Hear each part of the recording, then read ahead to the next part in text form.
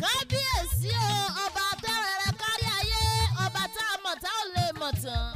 happy birthday adémọ́lá àtàndá èèyàn tí ẹ owó baba mistura adúmáradán ọmọ ológo 4G ọmọ tó ń sọ the most sport kan OSBC kan ní oníròyìn eré ìdárayá ni tó bá dọjọ́ ìṣẹ́gun ìyẹn lọ́jọ́ Tuesday ní dédé aago 10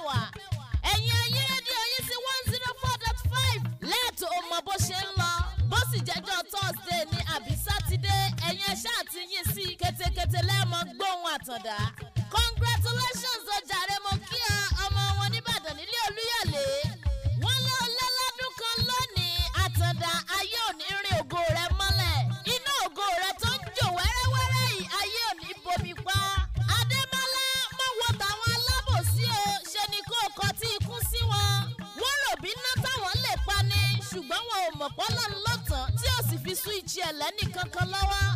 àti pé wọn ò mọ̀ pé tí èèyàn bá ká ní ìtẹ̀ ńlẹ̀ elédùà ó sì tẹ́tà with beautiful design. ìdí nìyí tí mo fi ní o mọ̀ wo bẹ̀ ṣe ni kó o mọ̀ jọlá elédùà lọ́n tiẹ̀ ńlẹ́ òjàre àtàndá ọmọ baba aláàánú nílùú Ìbàdàn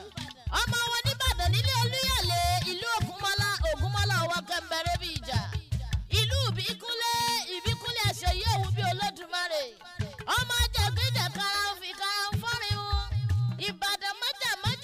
bí ìtajà kìíní kan ń bẹ́ iná lẹ́jà ládùúgbò gbogbo lógun. Adémọ́lá wọn níran bàbá yìí bá ní ṣọ̀rẹ́ ìmúnilọ́sọ́jú ogun nítorí pé àwọn lágbọ́ sásá ogun mọ́sà àwọn lágbọ́ yáyọ ogun mọ́yà ṣẹ́lù bàbá yìí tó ṣe pé wọ́n níbẹ̀ ló lè gbé ń jàre olóhùn wọ́n lẹ́lẹ́yẹlẹ́ lomi tí sẹ́rú tọ́mọ aláìpọ́ mú ń bá ṣe jìrẹ́ lomi abúmúbuwẹ̀ nílùú bàbá tí mo kí ọmọ aríkú mọ́sà ọmọ arárùn sá jìnnàjìnnà Ìkòyí ẹ̀ṣọ́ ọmọ adìyí ilẹ̀ ìjọgun Adémọ́lá mo tún ti gbalẹ̀ bàbá tó bí ọlọ́mọ lọ ń bí wọn lọ máa gbọ́n yùn ọmọ gbẹ̀ngbẹ̀ng tó dì mẹ́sìn lọ́yìn ọrùn gbàgbàgbà tí ò jẹ́ ṣe Olúkòyí ó lè jẹ́ kó wọ́n níran bàbá yìí gbé wúrẹ́ bẹ́ẹ̀ wọn kì í gbàgùntàn ṣùgbọ́n